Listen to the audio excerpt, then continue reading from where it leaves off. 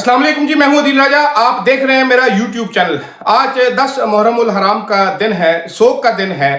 लेकिन आज के दिन में हमारे लिए एक सबक भी है। सबक यह है कि दुश्मन कितना ही ज्यादा ताकतवर क्यों ना हो, सर नहीं झुकाना। ये सबक आप समझ गए होंगे। क्यों ज़रूरी है हमारे लिए लड़ना, क्यों ज़रूरी है बोलना, क्यों ज़रूरी है, इसीलिए बोलते रहेंगे, आगे बढ़ते रहेंगे।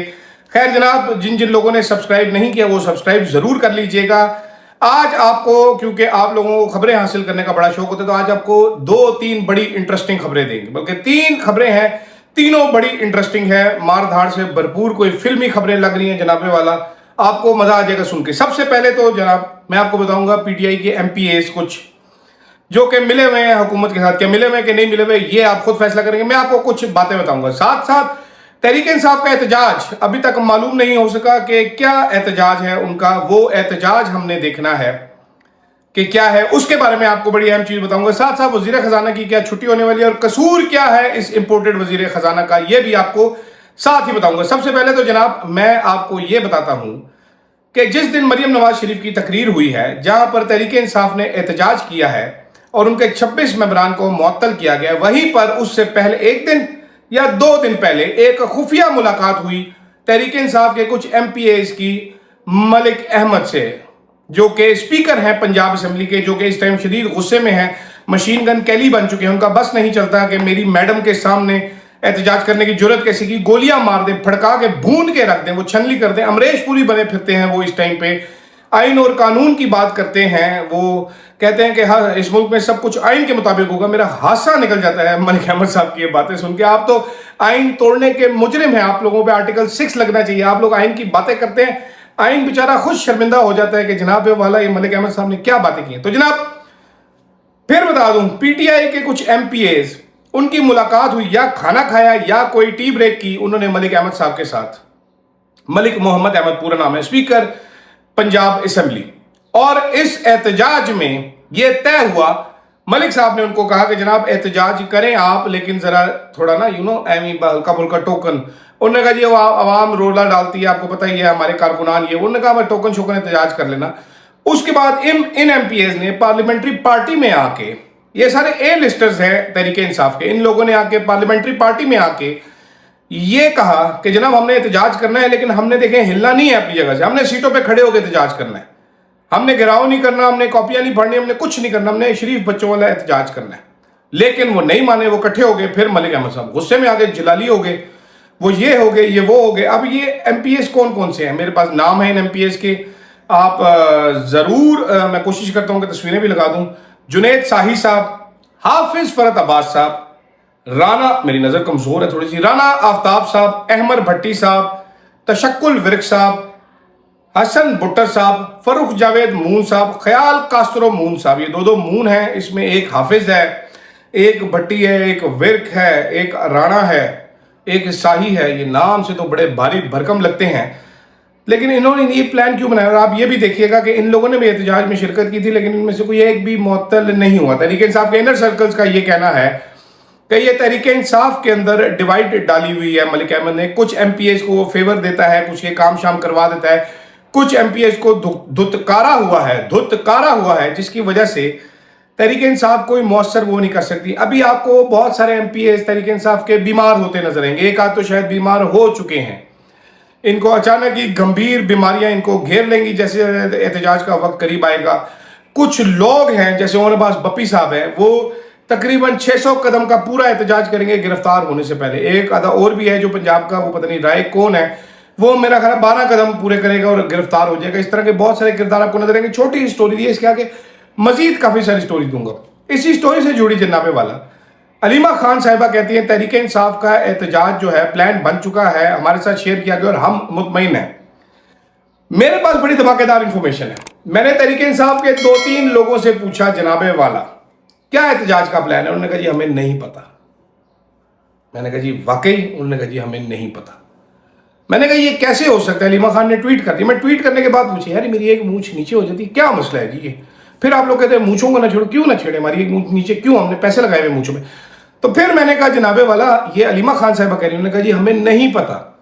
फिर हमने अपने जासूस छोड़े, जासूसों ने मुझे कल रात को बताया कि आलिया हमजा साहिबा, अभी आलिया हमजा तक पहुंचे तो वो कंफर्म कर सकती हैं, आलिया हमजा साहिबा पंजाब की चीफ ऑर्गेनाइजर हैं, जिन्होंने लीड करना है पंजाब से, मुतअद्दिद बार पूछ चुकी हैं कि जी एहतजाज का क्या प्लान है। उनको कोई प्लान नहीं दिया गया, कोई जवाब नहीं दिया गया, कुछ भी नहीं है अभी तक। मैं आपको खबर दे रहा हूं, आलिया हमजा साहिबा कोर कमेटी में, पॉलिटिकल कमेटी में मुतअद्दिद बार many times she has asked what is the plan, उनको कोई प्लान नहीं दिया गया। यहां से मेरा अगला सवाल शुरू होता है कि क्या गंडापुर साहब अब खड़े होंगे परवेज खटक, महमूद खान, उस्मान बुज़दार की लाइन में, या कम अज कम वो परवेज इलाही बन सकेंगे।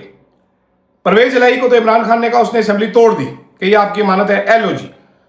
गंडापुर साहब क्या खटक की तरह इमरान खान की पीठ में छुरा घोंपेंगे, या महमूद खान बन के अल्टीमेट बेगैरती करेंगे, या उस्मान बुज़दार करके अपना मुंह पे गूं मल लेंगे? वो करेंगे क्या? अभी तक गंडापुर साहब ने किया गया। गंडापुर साहब का बड़ा बड़ा इम्तहान है। मैंने कुछ निकाली है चीजें जनाबे वाला, मैं आपको बताता हूं। गंडापुर साहब ने अभी तक कारकुनान का हौसला तोड़ा है। गंडापुर साहब की सारी अच्छी चीजें, because he is my favourite, I really like Gandapur साहब। मैंने आपको वजह भी बता चुका। इस्लामाबाद डी चौक गायब हुए, पिंडी लियाकत बाग गायब हुए, ठीक है। ये जो आखिरी 26 नवंबर गंडापुर साहब गायब हो गए।